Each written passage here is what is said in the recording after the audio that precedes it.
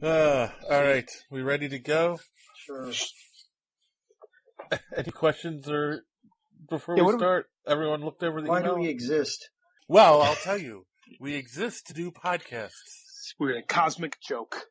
Coincidence. See, that I believe. And the punchline is this podcast. All right, so here we go. Welcome to the continued podcast adventures of Superhero Speak. But I think many of the people that love this character and that love superheroes in general have used these stories as inspiration to say, you know what? I'm going to do something good in the world. I'm going to make a difference like my hero when I was a kid. That is my fondest memory of it, because when you're doing comic books, you want them to affect people. Right. You want people to care. You want to strike emotions. And I knew that Clone Saga was striking a lot of emotions. Can you imagine Pulp Fiction starring Goofy and Mickey Mouse? I can totally imagine that. I'm sure somebody's written that one quarter too. pounder with cheese and France, Mickey? What? Boy, ale with cheese, Mickey. Yeah. I can totally. See? I would watch the hell out of that movie. Yes, I gladly sacrifice that my progeny to you, almighty Marvel beast. But Neil Adams is somewhere going, it's my time. How do you measure success? Hey, everyone. You're listening to Superhero Speak, and I'm your host, And Dave. John. And J.D. And here we are all again to talk cookie cutter news and some social media and see how everyone's doing. And JD, apparently you have some exciting news because you've got a new phone. Right. I got the iPhone X Max. Pretty badass so far. And I was late on the call because I didn't realize I didn't have Skype set up yet. How do you like it compared to what did you have before? I had a Nate 6. or oh wow, So that's a huge jump. Literally huge. This phone is so much bigger than my old one. Like I brought it in the wrestling room today, and the kids all went crazy because one of them said, "Hey, can I borrow your phone for a second?" So I gave it to them, and then they all went, "Oh my God, you got a new phone!" It was the topic for about 5 minutes before practice, and they were all taking photos in portrait mode. And 3 seconds later, there were about 80 games and about 15 keyloggers installed in your phone. No, I have teenagers, so all they do is take photos of themselves. Because that's what teenagers do. So they maxed out the storage space already. Had they had it longer than 5 minutes, quite possibly. But I got back to it before. But I did have a nice collection of photos on my new phone. Ah, cool. We expect to see those on social media. Nice. Anything new? Anything else exciting for you this week? No, did a lot of. Is that the big news? I finished a novella last weekend, so that'll be available for free after it gets back from the editor. So awesome. Yeah. How about you, John? Any novellas for you? No, same old novel. And, got nothing to say. It's been kind of boring, which is good for once. Well, that's good. It's Christmas. It's. I got my lights up. Cats have already torn apart half of my garland, or whatever those things are, and there's like tinsel everywhere. Oh my God! If we can't find our cat, we know she's in the tree. Oh yeah. I haven't gotten a tree yet, but I'm waiting for that moment where I, like 1 o'clock in the morning, you hear a crash and you know exactly what's going on. Oh my God! Yes, there's got to be a way to keep them out. I don't know how, but I'll find it eventually. A humane way to keep them out. I got it on my Christmas tree for the 2-year-old. Yeah, that's true. And speaking of Christmas and little ones, we took, this was kind of a long, fun day. We took the granddaughters to get their picture with Santa for the first time. They're 6 months old. And it's funny because my son-in-law's mother's church was doing a day with Santa, so they had a breakfast with him with pancakes and sausage, and then activities where they would go and write a letter to Santa, and then at the end he came into the auditorium and all the kids got in line, took a photo with him and sat on his lap, and it was cute, and it was free, so I'm all in at that point. And of course my wife and daughter being how do I put this nicely? The prudes that they are. They didn't really decorate the stage. They just had a big chair for Santa to sit on. And, the tree wasn't even on the stage. It was off on the side.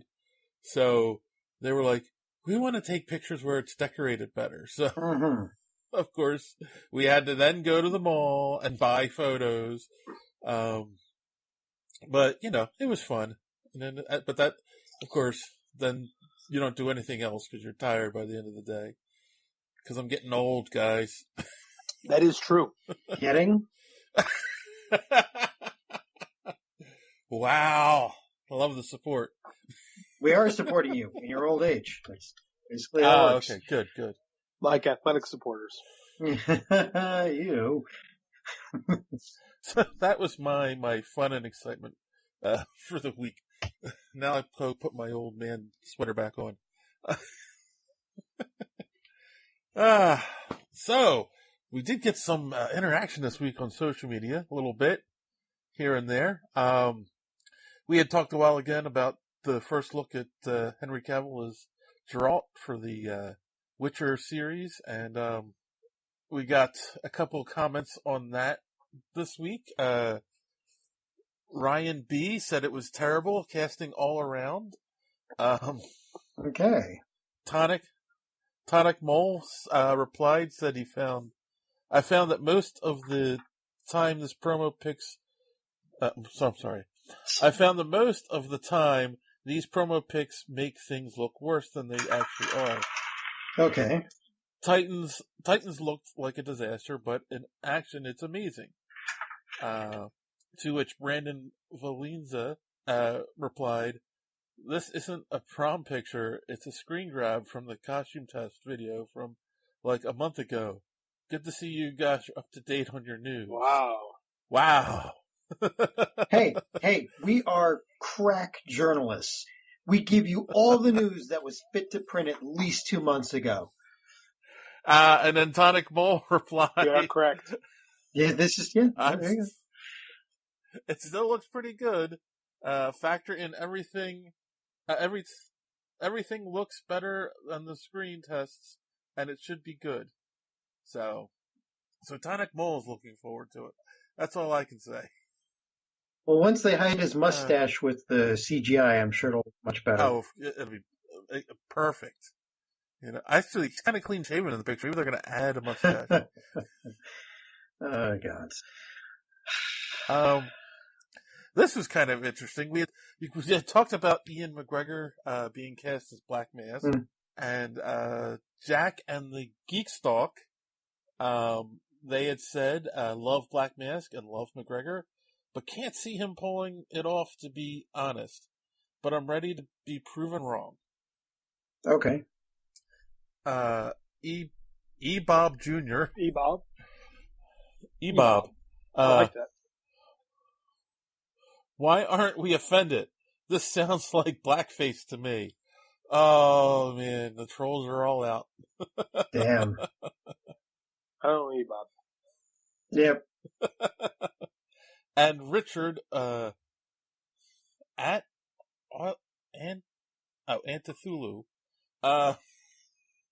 said, I didn't realize it was a musical. Was Ian McGregor in a musical that I'm not thinking of? I have no idea. Okay.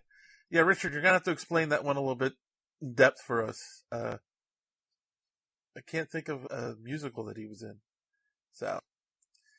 And then, last but not least, of course, we talked last week about Bill Maher and his, douchiness? Yeah, that's one way to put it. We got a couple of interesting replies. So, Gunpla, Colorado? Gunpla, Gunpla. Gunpla. Gunpla, Colorado. Is that Klingon? I think so.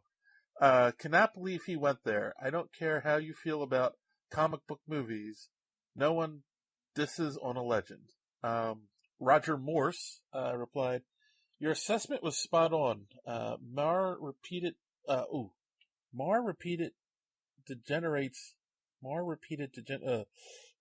it's bad English. Mar repeated degenerates anything he thinks it below him. And any sci-fi or fantasy, including comics, definitely fits that category. I said before, I'm kind of getting tired of Old Man Mar and wonder if he's going to insult Jim Henson and Fred Rogers too. He is sounding like a grumpy old man the older he gets. Yep, he's up the cantankerous part quite a bit. Grumpy old douchebag. Which is what I hope to be someday. Someday? Someday. Which I replied, awesome, thanks for listening. And he replied, quote, when I became a man, I put away childish things, including the fear of childishness and the desire to be very grown up. End quote. C.S. Lewis. So. Wait, what? How does C.S. Lewis go again? When I became an adult, I put away childish things, including the fear of childishness and the desire to be very grown up. Oh, that's a great quote.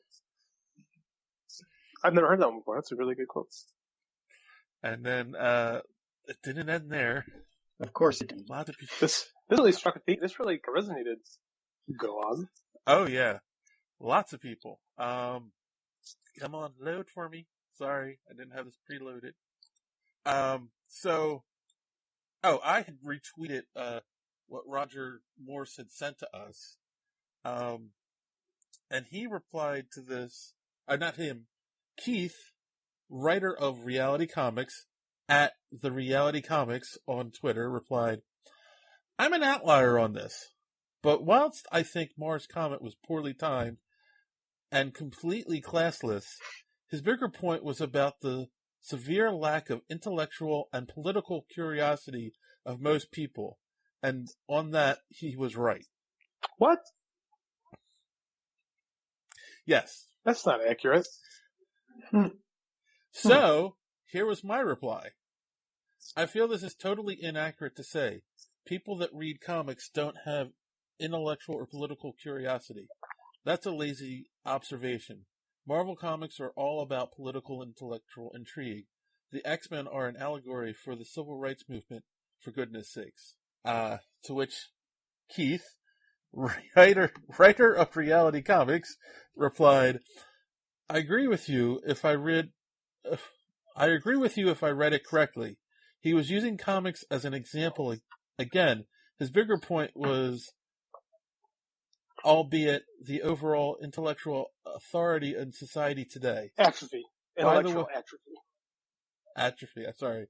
By the way, for the record, I also don't believe he wrote it. Most TV personality blogs are written by writers' assistants. He may be onto something with that last point, but I don't know. Like, I know it's really easy to point out, LCD, everyone is stupid. That's why people read comics. But it's not, let's take that argument out of it. I don't believe that people have suffered intellectual atrophy, as he put it. I think there's a lot of well-educated people that read, especially on social media. There's a lot of stupid people, don't get me wrong, but there's a lot of people that are reading. You know, if you're on social media, you are reading something. You are learning something. Right. You are asking questions. Like, maybe it's not all the ones that we want to hear, but I think that's why I think Mar's whole point is intellectually dishonest. Like, he doesn't like comics, so that means they're stupid. Right. That's his argument. And it had nothing to do with, people should be reading Descartes. No, it's just dumb. That's actually a really great observation, right? Because it's not like he said, people should be reading this or that or the other thing. It's, you're reading books with pictures. Which is, and I don't like them. Right, that's exactly what it is. I mean, that's a 1960s argument that was put to rest with R. Crumb. I mean, like, it's ridiculous. You can't read, like, let's take Alan Moore, someone from the 80s. Like, you can't read his books and say, that's just kid stuff. I mean. Oh. Yeah, you can't say that about Alan Moore stuff. You can't, and that's 30-year, that's almost, in some cases, almost 40-year-old comics. Like, he spoke from such an uneducated high horse that, I don't know. The whole argument is unsound, and people should continue taking them to task for it. Oh, I have a feeling they will. Because even when he's tried to move on a couple times on Twitter, people keep coming at him for it. So, yeah. Poor Bill. I mean... Well, whatevs. Whatevs? Is that your new catchphrase, John? No, I'll come up with another one tomorrow. So before we move on to news, I just want to put out a friendly reminder to all of our listeners to don't forget to check out our website, superheroespeak.com. We have still been publishing every day I remember to do it, videos from Comic Book Nostalgia that gives you just a brief what happened today in comics video every day. It's a fun little watch. They're only a couple minutes each, so it's not going to eat up your day. And you can also subscribe to the podcast while you're there. So don't forget to do that. If you found us through Twitter or Facebook or something, don't forget, subscribe to us on iTunes, Stitcher, Spotify, or wherever podcasts are available. So, and thanks for coughing over the end of that. Sorry, I thought I was on mute. My bad.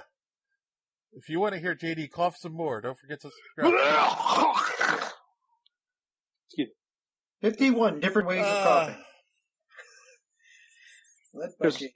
There's money in that. Yeah. Oh, hey, if there's a guy making almost $1 million on YouTube just with how to tie your tie videos, you can basically make money anyway. So I just, my little boy likes to watch, we don't want to watch a ton of YouTube, but he's obsessed with the rainforest cat videos, actually. So YouTube likes to watch this little kid playing rainforest, right? I found out it's making $2 million a year. Just videos of him playing with toys on YouTube. Every decision I've made in my life is wrong. That was an article discount from Forbes, right? It's the top YouTube earners, and that little kid is the number one earner. $22 million. $22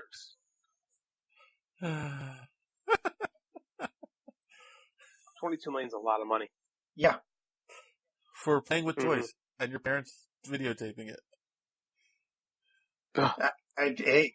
All right. I mean, what can you say to that, right? I mean, just. I told my kid he's got to start pulling his weight around here. All right. Let's talk some news. Let's start with DC because they didn't have a lot of stuff. Slow week to talk about this week. Warner Brothers has confirmed they are developing a Blue Beetle movie for the DCEU. Not really sure. I'm not really sure how I feel about this. I mean, Blue Beetle's a decent character and all. But it is DC. And I kind of thought the DCEU was dead at this point. And well, I guess it's not. We said that they're just doing movies, or we figured they're doing movies, unconnected to each other. So why not just go for field and like Blue Beetle's kind of perfect. They'll have a minority lead and a fairly good character that's been pretty popular, and sure, why not? What character is about to have the biggest December in 2018? Miles Morales. Mm-hmm. DC has a version quite similar with Jaime Reyes. That is absolutely right. But DC is what Warner, I should say. Oh, shoot, Mark, what do you think that's Suicide Squad? Oh, already made it. Suicide Squad. Let's go with it. They're so reactive to everything. Wait, they have cool introductions in the beginning? We got to do that. Okay, let's rewrite the front of the beginning of the movie. Add in. It's just. Oh. Unfortunately, that's so true, and it's just like find a way to be the leader at this point. I mean, I just don't think that Warner can get out of their own way. To be honest with you, like they seem to self-destruct every opportunity they get. Right. I mean, the thing is, they didn't have any faith in Wonder Woman, And I believe, in my opinion, it was their most successful movie because they led the way in that regard. It was the first female-led superhero movie. You know? Just trying to program the movie, which I think that they... Well, the points that were the most popular with that movie were the ones where the writer fought to keep it in and the director fought to keep it in. Right. The ones people hated the most were the ones that were your standard slop that I guess they were for. The whole ending was just... The third act really kind of falls apart. It's not a bad third act, but it becomes very formulaic. Yeah. Yes. So, I don't know. You're right. They're too corporate, If they would just let the writers write. I mean, even Marvel does that sometimes with their directors, because they have the right vision or that, Yeah, but at least they have vision. Like, it's all a fight game. Like, you don't know what they're going to do in these films. I think that's my wife's hot take on Wonder Woman this weekend, that the Carrie Russell was better. Oh, really? No, I agree with that. I like Wonder Woman a lot. It's not like it wasn't like it didn't speak to me on like a personal level. I enjoyed it. I liked it, but I didn't like, it wasn't like the Dark Knight to me. So I just thought, that's kind of an interesting take on that. And the Wonder Woman that you're talking about, Carrie Russell, that was the Bruce Timm. Yeah, 2008, I believe. 2009. Producer was Bruce Timm, and it animated, and it was really good. It was one of the last ones before the New 52 came and dumbed her down. It was a great movie. Very similar in a lot of ways to the film. Yeah, but because of ending and certain other things, that I'd say the animated movie was better. Yeah, the third act's definitely better in the animated version. Mm-hmm. Oh yeah, that's not hard. Bridge to jump over. But on the other side of the coin, not the other side of the coin, the other side of the gender spectrum, Deadline is reporting the buzz, I guess, immense around the Man of Steel sequel and the Flash are dying greatly over at Warner Brothers, and they're putting more than into Supergirl, Zatanna, Batgirl, now this Blue Beetle movie. Well, that's not a woman. So, yeah, I mean, and the what you call it, Birds of Prey movie. I don't know. What do you guys think about that? I think it was last week or the week before we talked about Ezra Miller really going over the top to hype up what was happening with the Flash, and we all kind of theorized that it was nothing based on how passionately he was talking about it.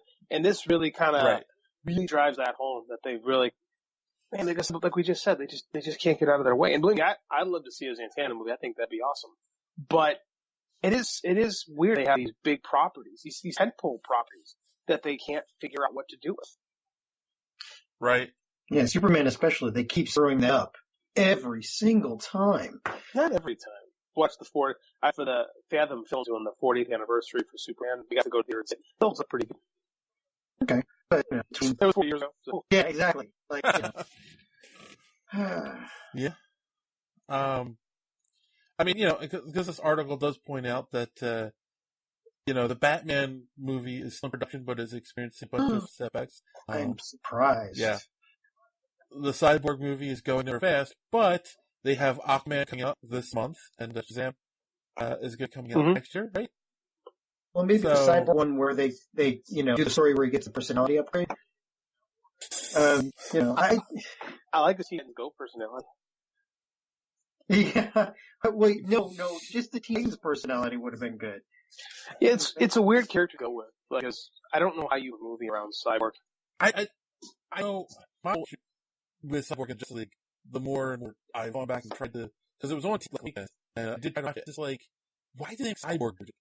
They Superman brooding, made Batman brooding, now let's try to make Cyborg DC, everybody's brooding. They have to match the decor. To be fair, I think that's a Zack Snyderism. They wanted Zack Snyder to spearhead their universe, and that's what you get. You get darkness. Oh, Paris. Even the nostalgia critic made fun of that. I forget what they were reviewing at the time, but it was like they had a tertiary character review that was always like, standing on top of a building, looking up and brooding. Just. I don't mind a little bit of brooding, but not every superhero can be broody. and not all the time. No. Well, maybe Batman. Batman can brood. Like, I know that's the joke, but I mean, like, he kind of works better as a broody, you know? It's hard to, I think he has to because it's so hard to take him seriously. Like, I just have this feeling that if Batman isn't broody, he's Adam West. But maybe I'm wrong on that. That might just be a flaw in me. Well, no, that's part of his whole character, right? Yeah. I mean, but it doesn't mean that he has to brood all the time. He still has to play the playboy in his, alter ego, and he still has to, he still gets to kick ass. When was the last time, this is a legit question, I've read a lot of Batman, but when is the last time that we ever really saw Bruce Wayne playing that up? The last time and the only pop culture reference to it that I can think of off the top of my head was Christian Bale in Dark Knight. Like, I can't remember any comics where he plays that up. I couldn't tell you about that. Like, recently, I can't think of any. No. Huh. Which is too bad. I know Batman's awesome, but I think you lose a lot of Bruce Wayne by not exploring the other mask that he wears. Well, that's what's supposed to keep him human, just like Lois Lane is Superman's tether to humanity. Bruce Wayne having to wear that mask, as opposed to his real self, which is actually the Batman. That's supposed to tether him to reality and society. I think that's a shame too, because we lose that opportunity for him to play, for him to actually wear that side, for that to be the mask. But it's too bad. Yeah. I always liked a lot of the portrayal of Bruce Wayne in the animated series, where they kind of wasn't so much playboy because they were trying to appeal to a wide audience and age range.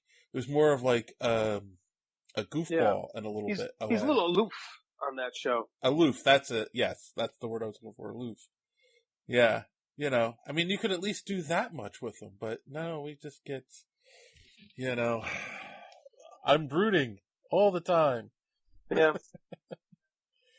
All right. Well, speaking of brooding, let's go across the aisle to Marvel, and as seen with to absolutely no one, they have officially canceled Daredevil. See, I knew it. It's the end of the golden age.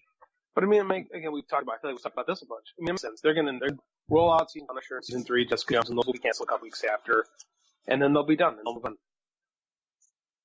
Right. Yeah. And we'll see. Will they live on the Disney app?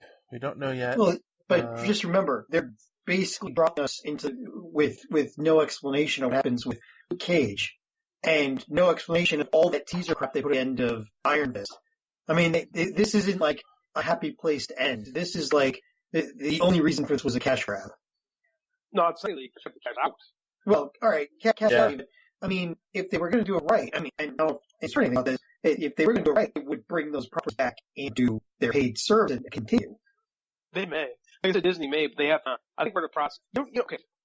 We all know he wrote that. He was literally waiting out a contract when he was playing down on a crab bar. I think with the piano of the reckless spirits, or coming out.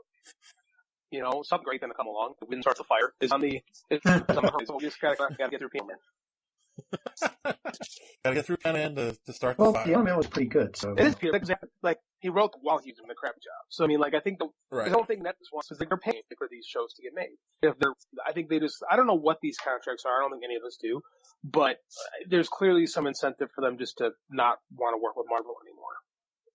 Yeah. Then maybe Marvel's asking for more money or whatever. Or this is Marvel telling them that, hey, we're getting out. Yeah, because they want to put everything behind their people, right? Not hand me to Netflix. It goes back to the discussion we've had before, where there's too many. Regardless of the fact that Disney's probably the only company now that come up with streaming services just for their stuff, be able to make it because of the sheer amount of property they have. There's too many of these paid subscription services that we have to now, buy into in order to see all the stuff we like. So we're literally going to have to start choosing now. And I think it's sad. Yeah, I know. That's the only frustrating is when, let's get this Disney app out there so I can decide if I'm going to cancel Netflix or not. Do you have the DC Universe? Do you have the DC Universe app? No. John, do you?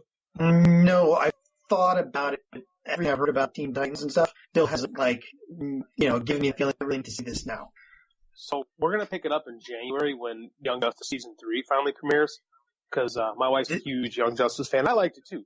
So we're gonna have it for a month and binge the series, and I will let you guys know what I think of it. But I don't think we're going to be keeping it, once Young Justice is finished. Young Justice is the thing that will make me pick up. I tell you that too. Just for Young Justice. But I don't know. I think we're going to go through a couple of years of this. They'd be, grabbing all their stuff and running behind paid walls until they start to find out that they can't do that, and then we go back to Netflix is licensing all this stuff or whatever. I think we've reached peak saturation as far as the streaming apps go. I was trying to download an app today, a dating software app. They want $14 a month. Like, everything is going to the subscription model. And, we can't do it with everything. I realize all these companies just wait a minute. It's the gym mentality. You sign up for the gym, they get you a contract. You stop going to the gym, you forget to cancel your membership. Yeah. Right. I mean, we did the interviews at Constantine for Superman with what's his name? Why am I forgetting? That guy. And you go to Crack in order to watch the whole series, And I've never even heard of the Crackle. I don't think many people have heard of the Crackle app before, and that's just Sony. So I mean, and Superman is well worth it. I mean, well worth watching, but I don't know that that's worth a subscription. Right.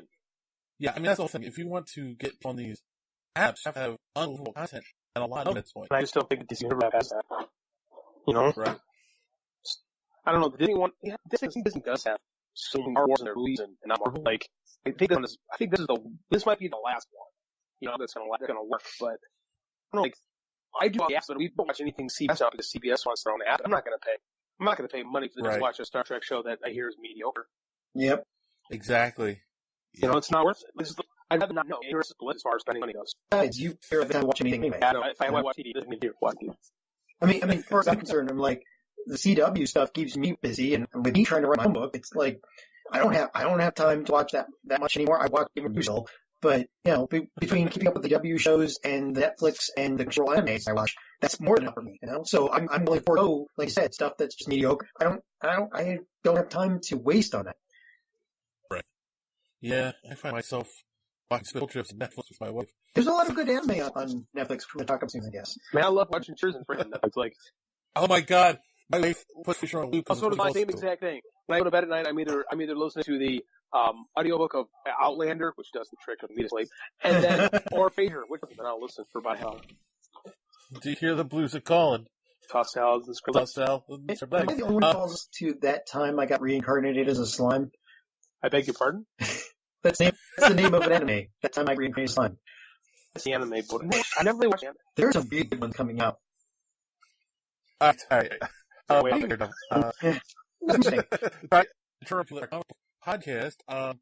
Chip Zdarsky and Marco Cicchetto about their plans with their on Daredevil. I shared this because what I got from this, I don't know if you're going to agree with it or not, guys. It seems like we just watched Daredevil Season 3, which was a play on Daredevil Reborn, right?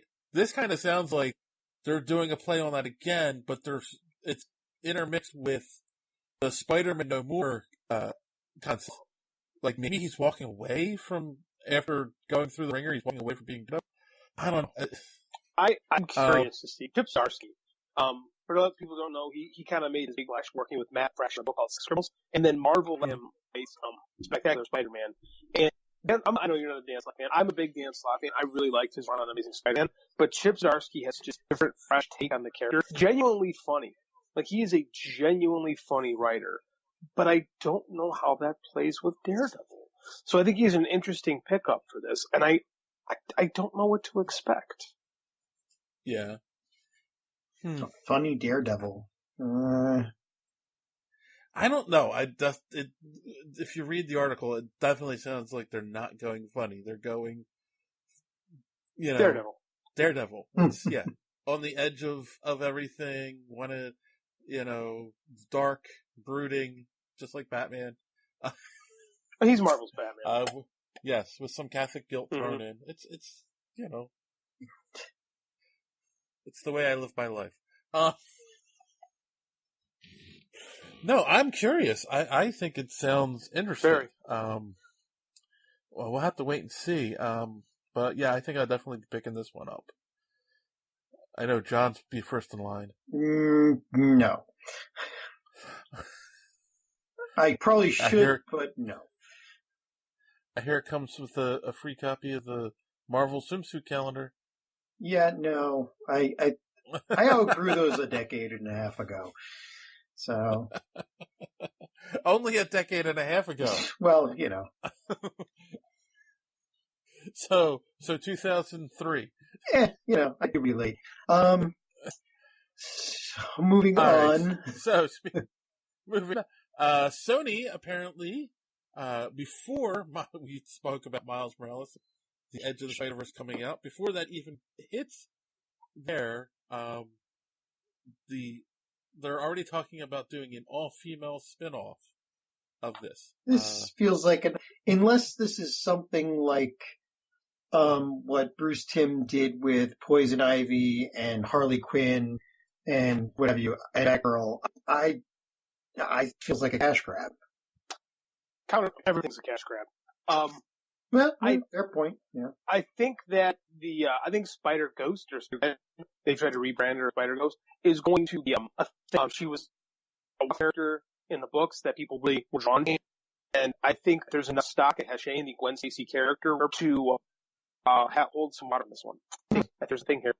I can't stand why you're not supposed to. I'm not a character. It's a character that is meant to draw, a young girl, frankly. You are not the intended audience. I'm not the intended audience. I'm saying this is going to reach they're looking to reach a younger, more female audience. Yeah, but, so I'm going to go down my typical reading characters. Number one, I think it craps on death of Gwen to bring her back. It's an alternate universe, Wednesdays. Yeah, so now that merged all together, Secret Wars somehow brought all the alternate universes together. And again, it's good about F story. It's like on character. It's like, oh, we have Spider-Man, we have a Spider-Girl, we have a Spider-Woman. We don't need Gwen Stacy. Spider-Pigs. I mean, Spider-Ham. Hey, Spider-Ham is going to be in the Spider-Verse. I think maybe we want to see it. Yeah. Counterpoint. Spider-Gwen, bigger traction and a bigger following than any of and they tried for decades to spin off a female version of Spider-Man, and none of them have had the following that Spider-Gwen or Spider-Ghost, however you want to roll her as. Like Spider-Girl, the Mayday Parker series had a loyal but very, very small following.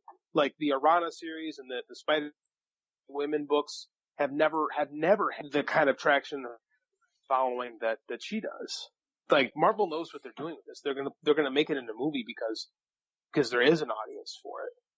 And again, it was supposed to just be a what if. It was supposed to be a what, like it was an alternate universe thing.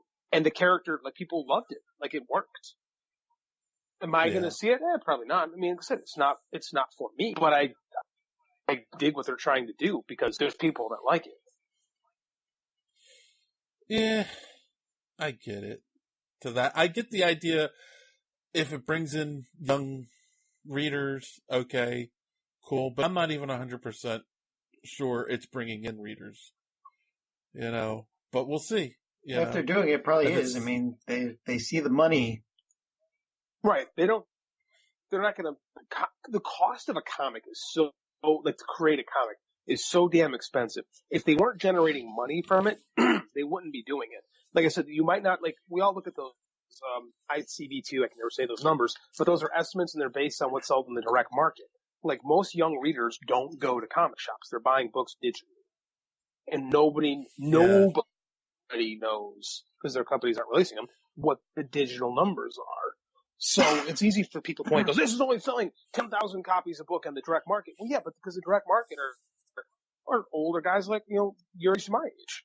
Yeah. A 19-year-old girl going to a comic book store. Same way they don't go to record stores. Nobody knows. Nobody. The digital comic sells. Nobody knows but Marvel. All right.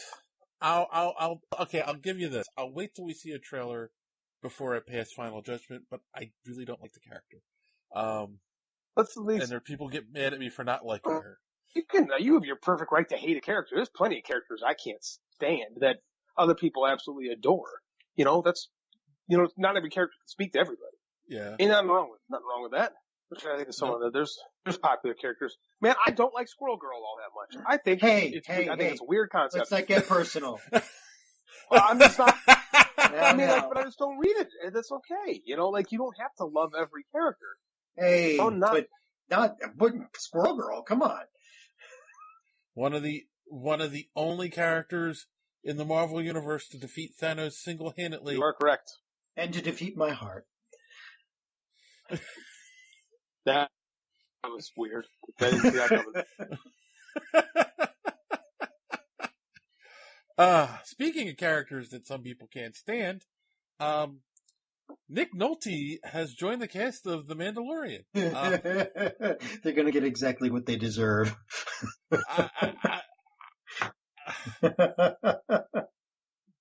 Look, I have nothing against Nick Nolte personally, but has he been in anything good since 48 Hours?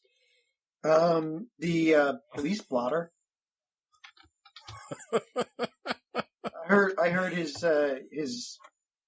look there was quite interesting. Cape. Oh my god. Cape Fear was awesome. That was only 27 years ago. I'm sorry.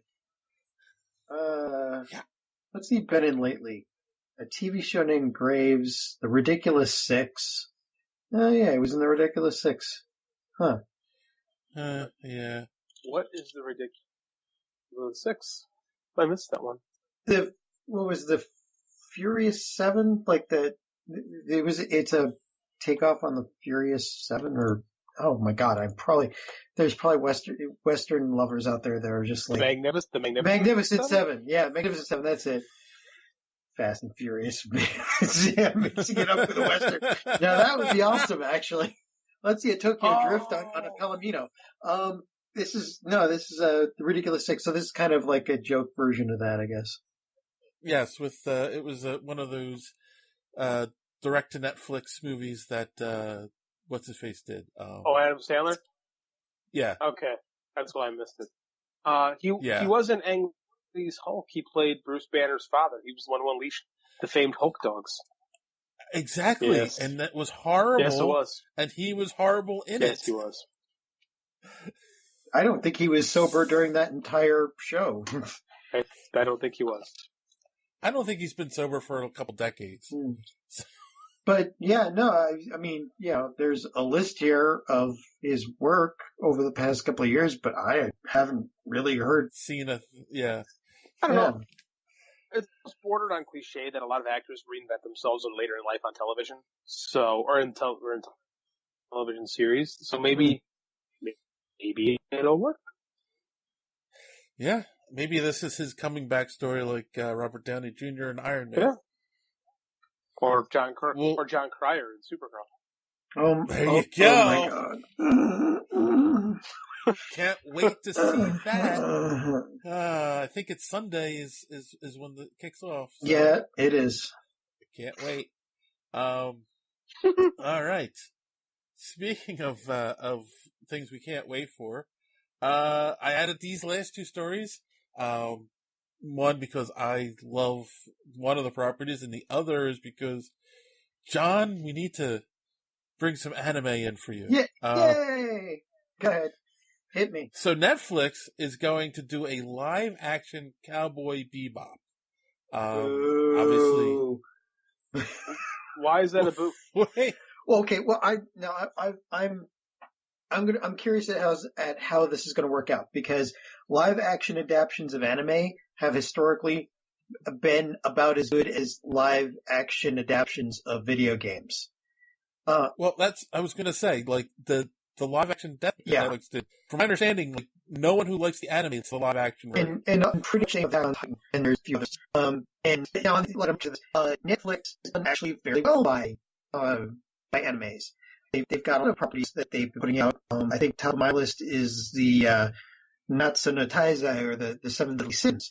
And they did an awesome job with the adaptation. Of course, that's animated, so it'll be live action, and I don't know. But I did see the trailer for, what was it? Ultraman, and that looks good. So maybe, and Cowboy Bebop is like one of the very first big animes. Its story is very in depth. It's kind of like the, I don't know what to compare it to. It'd be like The Watchmen, for anime. Because there's a lot of anime tropes that came out of Cowboy Bebop, but it also is much more realistic, and the character development is very deep. And there's a reason why it's still loved even today. Well loved. So, again, this is going to come down to, let's see how they do. But if it's anything, like you said, with the Death Note reception, Right, exactly. We'll have to see. I'll give it a try when it comes out. We'll see. I didn't watch either Death Note, so the anime or the live action, so I never gave it a try. So, being honest there. Okay. And then to flip that, Adult Swim and Crunchyroll has announced that they're going to do an anime version of the Blade Runner series. Now here's yet another, walled garden that we're seeing coming up, because Crunchyroll has historically what was developed in order to, provide one place where you go to see anime. There's a couple of competitors, but Crunchyroll is pretty damn big, and it's good. For subscription, you can get quite a bit of the anime that's out there. A lot of it simulcast. You can see it as it's being, broadcast in Japan. So they're pretty good, but now they're doing the Netflix thing. It looks like they're starting to branch out and actually, doing anime or, being from for anime studios and commissioning their own series. And I guess they have to, because there is competition, a lot of competition in their area. So, maybe we'll see more, but we'll see how Blade Runner. I don't know if that's the greatest place to start, because, this is going to be like, Star Wars extended universe or that sort of thing. It's, I don't know. It depends on what storylines they come up with. Well, let's start off by saying, this is going to be, it's going to be 2032. So it's going to take place, it's going to be the characters from Blade Runner 2049, but it's going to obviously serve as some kind of prequel to the movie. Oh, good. That's just what we need, is a Blade Runner Gotham. And one of the people working on it is Shinichiro Watanabe. I know I'm butchering that name. But he's one of the people what? Watanabe. Right. He's one of the people behind Cowboy Bebop, so that should, give you a little job. Yeah, we'll see. I don't know. Who is it? They've also got the people that worked on Appleseed and also Ultraman, and so I don't know. Ghost in the Shell. Well, there was another one that didn't work out in action. So. Yeah, I mean, this is exciting. I mean, this was coming. With Crunchyroll will probably be commissioning quite a few projects in the near future. So I'll be interested to see how well they do. I kind of trust Crunchyroll for now, because their service is like one of the best for keeping track of which anime you like and which ones you're watching, and notifying you when they get simulcast, and they seem to have an attention to detail that kind of points to that they might be good in this area too. Netflix, again, hit or miss for some of their stuff. I mean, they had some good stuff, like Godzilla. The Godzilla series that they did was awesome. We'll see. So I found another story that I meant to send to you, Dave, but I forgot. So I'm going to send you a quick email. It is a Runaway season 2 is coming up. Don't you guys see Runaway's first season? No, I haven't had time. It's good. Yeah, I like comic art, but it's pretty. It's a little teen soapy, but it's pretty. Dave, did you see it? No, actually, I have to apologize. So, I haven't watched it either. Are you telling me there's something that I watched that you two did not? Yeah. I'm blown away by this. I think I see stars going out in the sky.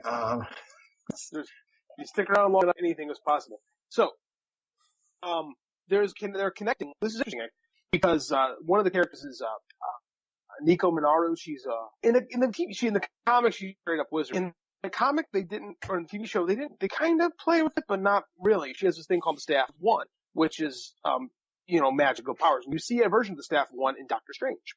Well, just in his little treasure chest thing, his collection of other toys.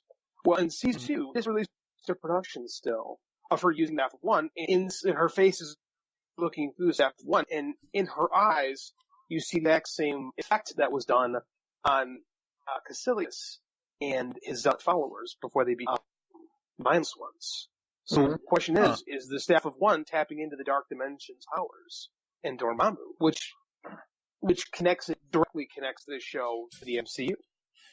That's interesting, because I didn't think they were going to do that with any of the TV shows. Me neither. That's why I thought it was interesting. Does this give anyone hope? I don't know. And part of me, we keep assuming that everything's going to wind up on the Disney app, but Hulu seems very happy with Runaways and Cloak and Dagger. Maybe some stuff makes its way to Hulu. And Cloak and Dagger was very good. I can't wait to see the second season for that. Well, who owns Hulu? Is it Disney owns them now, right? Dude, does Disney own Hulu? I honestly don't know the answer to that question. Because I thought Fox had a big... Oh, maybe not the whole thing outright, but I thought Fox owned a big percentage of Hulu. So Hulu is a joint venture with the Walt Disney Company, and they hold a 30% stake in them. 21st Century Fox holds another 30%, and a certain very large cable company owns another 30%. So your bosses own 30%, and now Disney would own 60%? Disney would own 60%. Yep. Interesting. AT&T being 10, and Comcast K with 30. Comcast K. I wonder. See, this really makes me think now, because one of the things we kept hearing is you're not going to have PG-13 plus type stuff on the Disney app. Could they throw all that on Hulu? There's no reason they couldn't throw it on Hulu, because Hulu has 13. There's some there's movies and stuff like that. There's horror movies and stuff like that on Hulu. So the app is no stranger to I don't want to say adult content. It makes it sound like pornography, but more non-PG-13, we'll just say, content. Well, I mean, could they show Daredevil and Jessica Jones? That's what I'm wondering.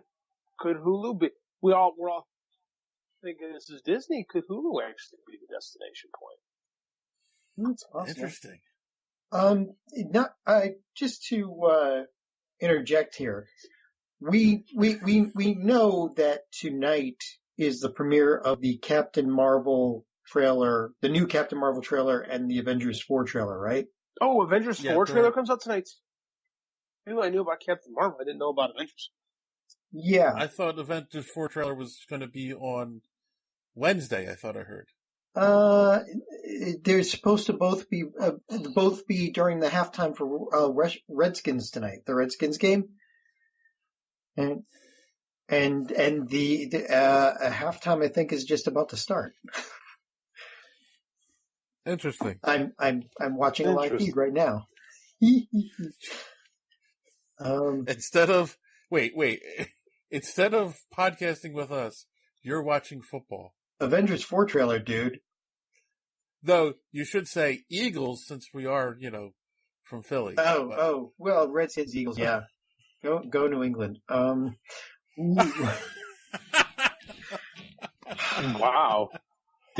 You're from Philadelphia. I'm from Connecticut. I grew up in Connecticut. That makes me a Giants and New England fan. But you live in Philadelphia. Like, I wouldn't go out on the street talking I don't want them to find me. Wait a minute. Did you just say you're a Giants fan? Yes. We can no longer do this podcast. I'm not happy with you either, actually. If you're a Giants fan, they beat the Bears yesterday. Hey, the Bears were having a decent season. From Chicago, throw me a bone here. Well, it is apparently going into it is halftime, and the Eagles are up by 1 at this point. Should we wait? Like, I don't know, could be 15 minutes. I don't know. It's like they said at halftime, and it's the end of the second quarter, and I mean the live feed I'm watching is some guy. Oh, there it is. There's the Captain Marvel one.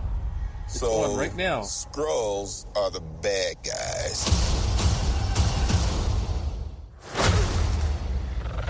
This looks awesome. And you're a Kree, a race of noble warriors. Heroes. Noble warrior heroes.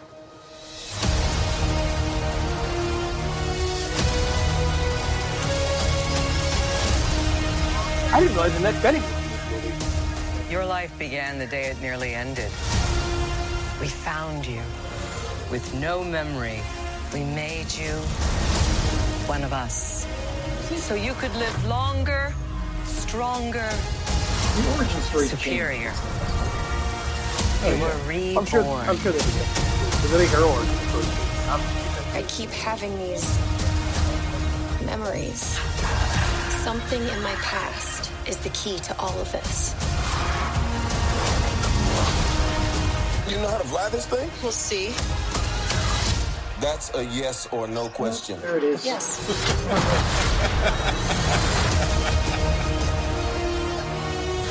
Would you like to know I legitimately had a jump. what you really are? I think I had a life here. What aren't you telling me?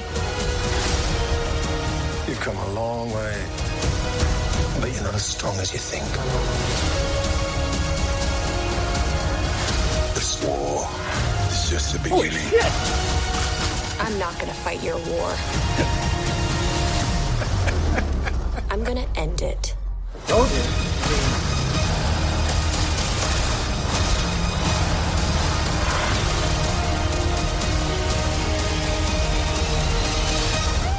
Aren't you the cutest little thing? Aren't you cute? Are we supposed to And what's your name? feel the reason is like...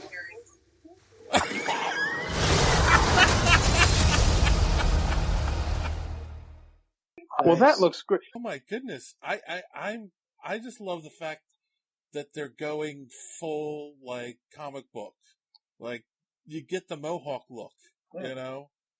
Turn down the volume of your thing unless they're going to do the... I did turn the volume down. Oh, okay. I'm sorry. I didn't turn my volume down. Okay. So, yeah, that looked pretty damn good. So I guess they're not doing the Avengers 4 tonight? I thought they were. Oh, well. I don't think they want to bury it. Like, I don't think they want to bury either one, you know? Yeah. I'm sure that one or the other just be a hero. Yeah, because I heard a rumor that they were going to release it Wednesday. So I'm not even sure if that's true, you know? My guess is they're thinking they're going to put it in front of Spider-Verse. That makes sense. But, I mean, that might just be putting this Captain Marvel trailer in front of Spider-Verse. I don't know. Or they might just hang out and wait till Super Bowl. We're not really far. Yeah. I mean, I still don't know, like, how they're going to promote this thing. It's Avengers 4. Like, how they're going to promote it, and then how they're going to promote Spider-Man Far From Home when they're still trying to leave it up in the air, are the heroes alive or dead, you know? So I think they're going to promote this as like, Avengers 4. You know you want to see it. Just give us your money, basically. No explanation. Ugh. No explanation needed. Remember the Halloween 3 where they had the kids sit in front of the thing and the silver shamrock just flashes? Yeah. That's all they need. Just get the Avengers 4 logo, flash it, date, and you'll say, oh, I'm going. Yep. That's going to be a national holiday. I just want to know what the official title is going to be. Hey, I'll tell you though, for that one, there is no way for that one. I'm taking the day off from work. Why couldn't this have been Green Lantern? Because DC doesn't do movies like Marvel. And the answer to the question, like, it's a bummer. Like, it's great that Captain Marvel's going to be awesome, and it does look like it's going to be. But, like, I kept looking at the planes and everything, and the alien stuff, and I'm like, this is Green Lantern. Why couldn't Green Lantern be this Green Lantern? Bummer. And it sounds like the origin story is that they purposely made her a warrior for the Kree Empire, I guess? Yeah. Yeah. I mean, it's a better origin than she got. Wasn't it she got a blood transfusion from Marvel or something silly like that? Yeah. Like, yeah, that's pretty much how it was in the comics. So it's like, yeah, this makes a little more sense. Yeah. It's also, because that would not be that's not a very hero moment. Like, I got a blood transfusion from an alien. What? While being bitten by a radioactive spider. Right, exactly. It's also the same origin as She-Hulk, now that I think about it. This is true. Recycled origins. But that final scene with her in space, full costume. Right. Oh, God, yeah. And you're right. It looks exactly like the comic book. Yeah. This is going to be fun. Yeah. Yeah. I think so. Marvel just knows how to keep kicking it out. I mean, just field goal and grand slam. They just know how to do it. Poor DC. They're never going to catch up like this. Oh, see, now you know what I'm wondering? What? Is that cat the reason he loses his eye? There's something, I mean, like, there's something, that cat may be a Skrull. There's something with that cat. Like, there's a reason why they did that as the T is the tag. I kept trying to read his, I couldn't get a good look at it. I kept trying to read his name, but there's a thing there. Now I'll have to go back and watch it again. And that's another question. Like, do you think they added, showing that woman actually was a Skrull, so that quell some of the debate? Yeah, so people will stop arguing online. Like, why is Captain Marvel hitting an old woman? Why is Captain Marvel punching an old woman? Because punching old people is awesome. Yeah, because she's worth 200 I think you're points. probably right. I think you're 100% right, and that's why they did that. Why would people even argue over that? Come on. It is so sad that that's the world we live in, that we have to do that. Well, I think it's sad that they're All right. talking about a shape-shifting creature, and then they cut to an old lady. It's like The Simpsons. If we cut to the dog, people will suspect the dog.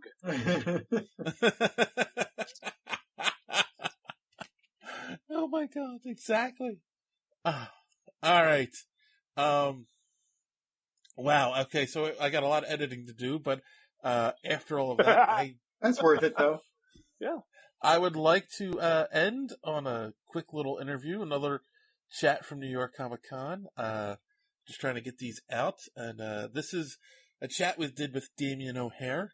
People who are not familiar with him, he is an actor / voice actor. He, does the voice of John Constantine for, was it DC Action? But in the, Constantine City of Demons, movie that just came out, he plays Chaz Chandler, opposite Matt Ryan's John Constantine in that. So, this was we did a press day with those guys. I already released a couple of the interviews from that on our Patreon, and this is the one we did with Damian.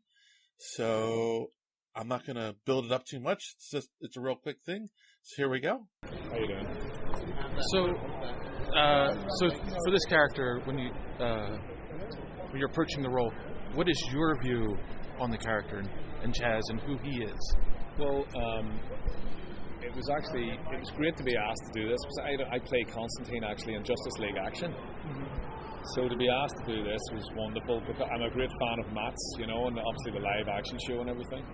And this story, it was a lot darker than the Justice League action ones, but Chaz and Constantine are friends. They've been friends since they were kids and they grew up together. There's a lovely little sort of montage at the start of the movie when you see them growing up in Liverpool together and being in a band, and then something awful happened 20 years previous, so they haven't seen each other in a long time. And we get to find out basically what that is throughout the movie. But Chaz's daughter is in a coma at the start of the movie, so he goes and asks, because he thinks there's something magical behind it, something dark magic behind it.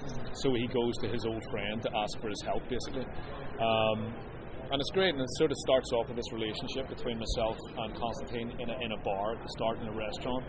And we actually played it as if it was a live action movie, so we played it at that pace, and it was sort of as emotional and as real as that, which is great, which is a great springboard then for the rest of the movie, and the writing is so good in it that it plays out like a real movie. And of course the movie's 90 odd minutes long, so it's a great amount of time to spend with the characters, and then when things start to get crazy, it's grounded in that sort of reality, it really sort of works.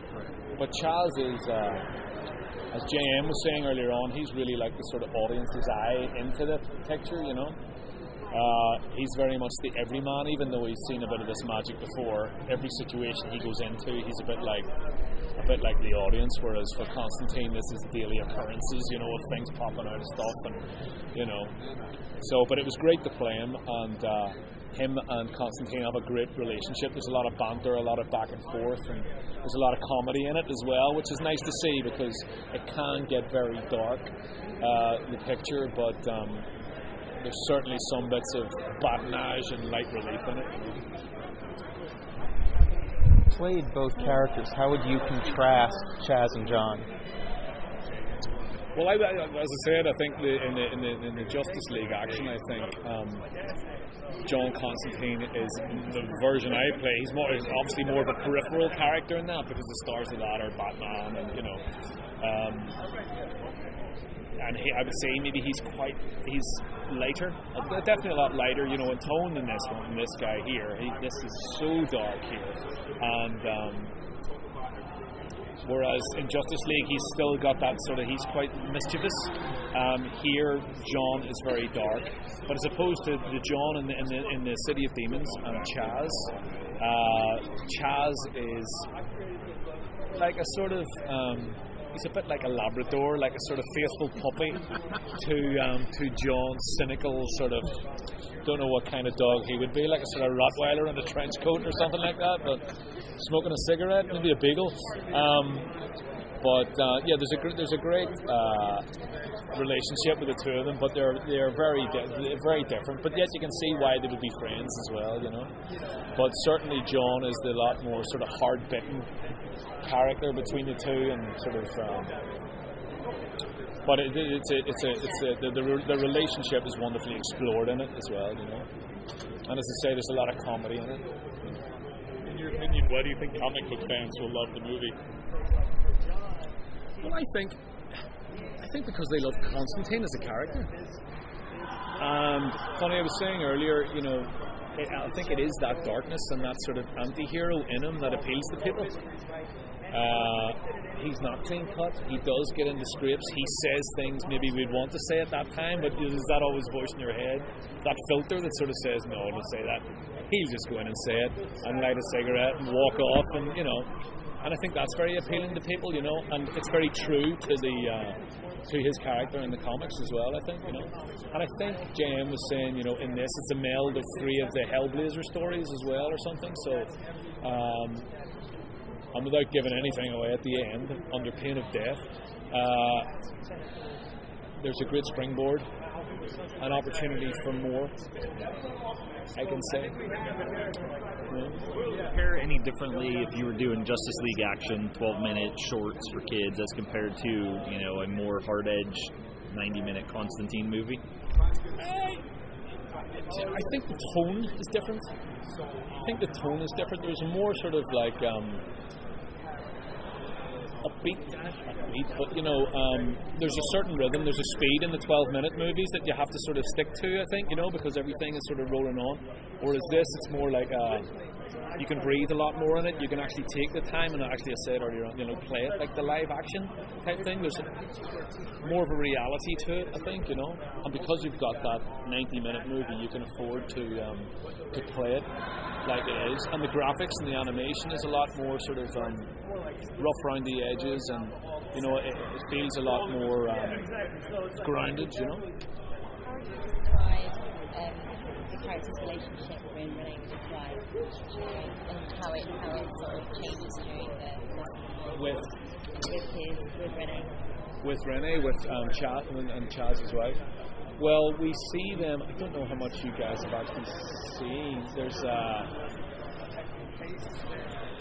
I don't know what I can say. It premieres in a few hours. Pardon? It premieres in a few hours. It does. So you can tell us. Can I? Sure.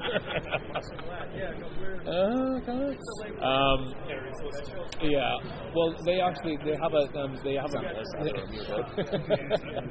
Okay. What if I write it out a sign or something? They have. I think it's grounded in. They have a great relationship, and the whole premise of why he comes to Constantine is because of the love him and his wife have, and the little triumvirate they've got with the daughter as well, and that's basically what the whole story hinges on. And there's a huge big sort of thing at the end that happens, which I cannot reveal as this man looms into view. Reveal? He's saying is a reveal. Yeah. He's saying it premieres in a couple of hours, which really tests the love they've got, but it's really it's really emotional, and it's really there, and it's real, and that sort of sets up the whole chase across Los Angeles and everything. And John knows that, and there's a great sort of platonic relationship there that John and Chaz has as well. So hopefully love will out at the end of the movie, but maybe not in the resolution that everyone thinks. That's a cop-out. It's my cop-out and I'm sticking to it. Fair enough. And obviously we've seen Matt Ryan in the live action. Pardon?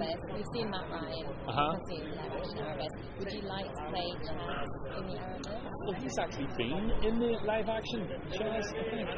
He's been in the NBC version, but now that Constantine's going to be in Legends of Tomorrow, would you like to follow him? My phone is on. I will give them my number. Maybe we can just float it across the bottom of the screen here. No discussion so far, but we shall see what happens. We'll put it out on this, and then maybe they'll see it and be like, weeks away. Exactly. Sounds good. It sounds perfect, actually. Yeah. Is there a certain storyline that you'd like to follow if you got the chance to go into the Arabesque? Well, Chaz's character might go up a different way at the end of this movie, so we'll have to wait and see what that entails. Of course, there could be a Chaz live action movie. Yeah. Why not? Start tweeting that. I think it's on the DC universe. They announced that. Yeah, exactly. I got to take him with me. If not, they will be. Thanks very much. Thank you. And that was that. So if you guys enjoyed that roundtable conversation with Damian, then you definitely need to check out the other interviews we did related to City of Demons.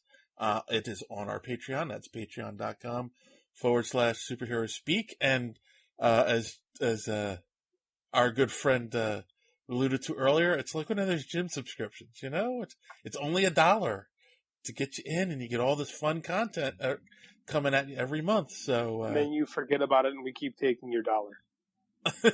Shh. But they keep getting content, though. That's the important thing. I didn't say it was a bad trade. Oh, okay. And it's a lot cheaper than Netflix. True. You can still find Daredevil here.